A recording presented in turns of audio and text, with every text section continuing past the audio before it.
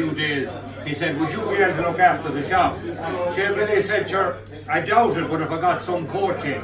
But he said, okay, so he said, look, I'll tell you what, he said, first thing you do, he said, have a look around the shop at all the bottles and the containers, read the label, and whatever ailment a person comes in with, you might be able to solve the problem for them. So he said, I'll tell you what, he said, I'll go in the back, and you have a go at it today. So this fella came in, and he was in awful bad form, and he said, how are you? Yes, Billy, can I help you? He said, I have an awful cough, he said, and the bottom is falling out of my wardrobe. And Billy thought for a second, bottom falling out of your wardrobe. The label's what Jack went. Didn't he look round and didn't he see Andrew's liver salts? If the bottom is falling out of your wardrobe, take 3 tablespoonfuls and you'll be sound. So Billy said, hold on, I have a cure for you. Put in 3 tablespoons, give it up, and he gave it to your man to drink. And he went outside. The next thing, Jack came out from the back of the shop. And he said, had you any customer?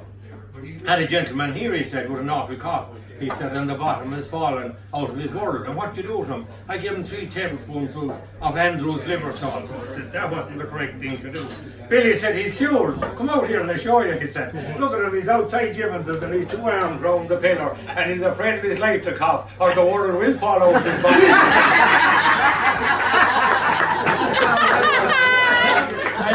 Just one more. Bobby and Billy, 2 young lads, they went off, you know, every young lad looked to go on holidays, so they went up to Dunlo in Dublin, you see. And of course, when they got to Dublin anyway, all the kids in Dublin were playing with their tablet, you know, and their computer and everything. You know, and so the only tablet Billy knew anything about was an Anadine if you had a headache.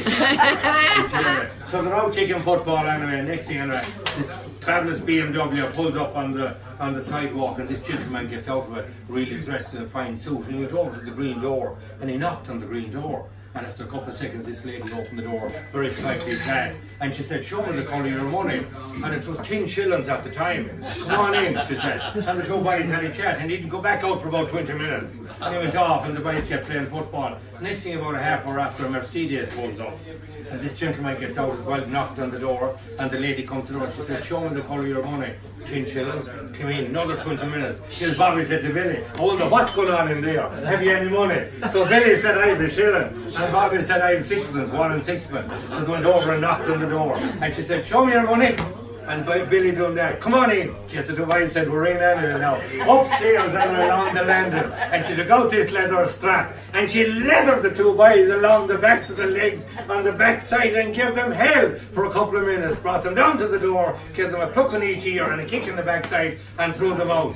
And Billy rested himself and he said to Bobby, oh Lord Jesus, he said, thanks for the God we hadn't 10 shillings. We'd never have took 20 minutes to get back.